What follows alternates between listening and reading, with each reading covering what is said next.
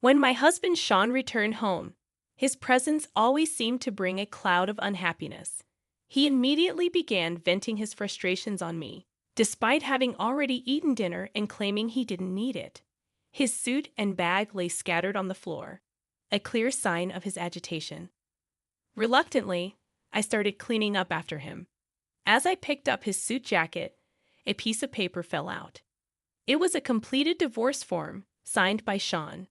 Shocked and trembling, I realized that Sean was considering divorcing me.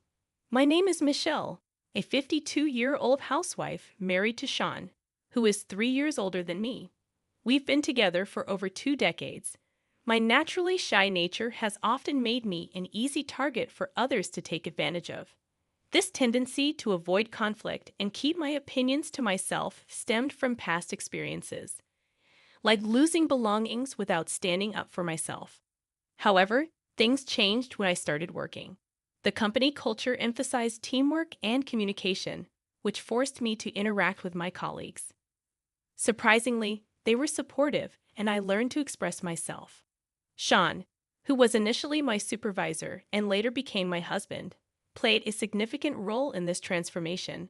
He encouraged me to voice my opinions and supported my growth. Sean was not only skilled at his job, but also had a pleasant personality that was admired by both clients and coworkers, making him popular among female employees. However, I only viewed him as my boss and never harbored any romantic feelings towards him, despite his popularity. Then, our relationship took an unexpected turn during the company's year-end party. I accidentally got drunk due to nerves, and while my colleagues were concerned, Sean offered to take me home. I felt guilty for inconveniencing him, assuming he preferred to stay and socialize with the rest of the staff as the boss. But when I apologized, Sean said something unexpected. He expressed that he didn't mind being inconvenienced by someone important to him, and he reassured me not to worry about it. I was taken aback by Sean's words, and as I tried to process them, he suddenly confessed his romantic feelings for me, saying he liked me and wanted to date me. It was a shock, but I found myself feeling happy about his confession. I asked for some time to think it over, but gradually, I began to see Sean in a different light. Our feelings for each other grew, and we started dating. 6 months into our relationship, Sean proposed, and we got married. At the time, it was common for married female employees to resign, so I left my job to become a full-time housewife. After we married, we soon welcomed our daughter into the world, and I dedicated myself to managing household tasks and raising her while supporting my husband Sean. I put a lot of effort into taking care of our home and nurturing our daughter, and I took pride in my parenting abilities. However, after more than 20 years of marriage, I began to notice a significant change in Sean's attitude towards me. It seemed like he no longer saw me as his wife, especially evident in his sighs and constant irritability whenever he came home from work. His gaze towards me became harsher, and his criticisms grew increasingly hurtful. He would often comment on my appearance, telling me to stop going without makeup and to dress better, even comparing me unfavorably to a maid. Despite trying to save money, as our daughter had recently moved out and found a job, Sean reduced the amount of money he gave me for household expenses. Consequently, I couldn't even afford to visit a hairdresser and had to resort to cutting my own hair. The decrease in our living expenses was partly due to Sean's increased business trips, which seemed to involve a lot of drinking and additional expenses. Despite my concerns about this sudden increase in trips, Sean justified it by saying he was mentoring his subordinates and had a responsibility to accompany them. In the early days of our relationship, Sean's business trips were rare and mostly for romantic getaways, with generous allowances provided by his company. However, now these trips occurred every 2 weeks, and the allowances were considerably less. When I questioned him about this change, Sean explained that he was accompanying his subordinates on their trips as their mentor. At this point, Sean had been promoted to sales director, so it seemed reasonable that he would be taking care of his subordinates. However, something he said while drunk one night stuck in my mind. He mentioned how the company had many young and attractive girls, unlike me, and that it was a real feast for the eyes. I felt mocked and degraded by his comparison, especially considering I was over 50 years old. It was unfair to compare me to the younger women at his workplace. I couldn't shake off the suspicion that Sean's frequent business trips might involve accompanying young female employees. If that were the case, it would mean that my living expenses were being sacrificed for his escapades with these girls. I couldn't forgive such behavior, even if I wasn't sure if he was having an affair. It felt unjust to have endured so much only to be treated this way. Sean's overnight business trips continued to increase, happening almost every week. All I could do was silently see him off, as he always claimed it was for work, leaving me no room to argue. When he returned, he often mentioned the same woman's name, comparing her beauty unfavorably to mine. He made hurtful remarks about my appearance, especially when he was drunk, showing his disdain for me. Despite Sean's flaws, he seemed oblivious to them. He had gained weight over the years, and his personal hygiene had declined, especially in the summer when he sweated profusely. His hair had also started thinning, yet he had the audacity to criticize me while ignoring his own shortcomings. When I suggested increasing my living expenses so I could pay more attention to my appearance, Sean dismissed it, saying it would be a waste of money. However, when he wasn't satisfied with the meals I prepared, he lashed out, blaming me for not being able to do even the simplest household chores properly. It felt like a double standard, and I couldn't help but feel frustrated and resentful. I was really upset after Sean took control of my bank card. He claimed I was wasting the money I've earned, so he decided he would manage my salary. It left me speechless. Despite my attempts to reason with him, he wouldn't budge. Sean's contribution to our household income was minimal, which is why I had started working part-time.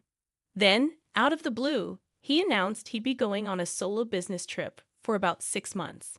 I thought, fine, at least he won't be at home. But then he dropped another bombshell. We needed to cut our living expenses even more while he was away. I couldn't believe it. We were already struggling to make ends meet. There was barely anything left over each month, and sometimes I had to dip into my savings. When I protested and asked for my bank card back, Sean exploded into anger, calling me greedy and refusing to return it. I felt lost and powerless. A few days later, Sean left for his assignment, and I reached my breaking point. I couldn't continue like this. So I sought advice from my workplace, and they suggested opening a new account and having my salary deposited there. With online banking, I could manage everything easily. I followed their advice immediately, and soon enough, my salary was being deposited into my new account. Thanks to this, I could finally take control of my finances and lead a proper life again. Life continued for about 2 or 3 months after I took control of my finances. Then, I received a call from Sean, questioning why there hadn't been any salary deposited. Suspicious, I told him I had quit my part-time job and got fired. He responded with disdain and hung up. It felt like he was planning to use my salary without my permission, so I felt relieved that I had changed my account. Feeling uneasy about Sean's actions, I decided to hire a detective agency to investigate. About a month later, they uncovered a shocking truth. With this revelation, I made up my mind to separate from Sean and began preparing for a divorce. Time passed quickly, and the day Sean was supposed to return from his assignment arrived. When he walked in the door that evening, he seemed unusually lively at first. However, his mood soared as soon as he saw me, and he began taking out his frustrations on me. Despite my inner fury, I maintained a calm facade and welcomed him back.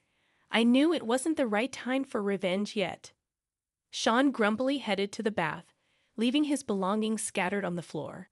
As I picked up after him, a piece of paper fell out of his suit jacket. A completed divorce form with Sean's signature. My hands trembled as I realized he had been considering divorcing me. Overjoyed at the opportunity, I decided to submit the form right away. Sean didn't notice as he returned to bed exhausted, snoring loudly. Meanwhile, I wasted no time. I packed my belongings and left the house immediately, canceling my cell phone plan and switching to a new one to avoid Sean's attempts to contact me. I headed straight to a lawyer's office. Sean bombarded me with emails, likely realizing I was missing, but I ignored them. I stayed in a hotel that night and visited a real estate agency the next day to find a new place to live. I had already chosen some promising apartments in advance, so I quickly settled on one and began making preparations. Later, I reached out to a colleague of Sean's from his workplace, who had been there for over 20 years. She responded promptly, and I shared the shocking news of Sean's affair with a subordinate named Nicole, along with his deceit about taking sick leave to care for me. She reported it to the company, leading to a major investigation. As a result, Sean and Nicole faced consequences for their actions, and Sean was ultimately fired. Despite Sean's attempts to contact me, including blaming me for his troubles and begging for a chance to talk, I ignored them all. Through a lawyer, I claimed compensation and got back my bank card, which he had used without permission. Sean's life took a sharp downturn from being a well-off man with a respectable position to an unemployed middle-aged man overnight. His affair partner left him, and he even blamed me for that, but I paid no heed to his words. Recently, I became a full-time employee at the company where I had previously worked part-time. I'm focusing on my career, staying connected with my daughter, and enjoying meals out together. From now on, I plan to savor my single life to the fullest, both at work and in my personal life.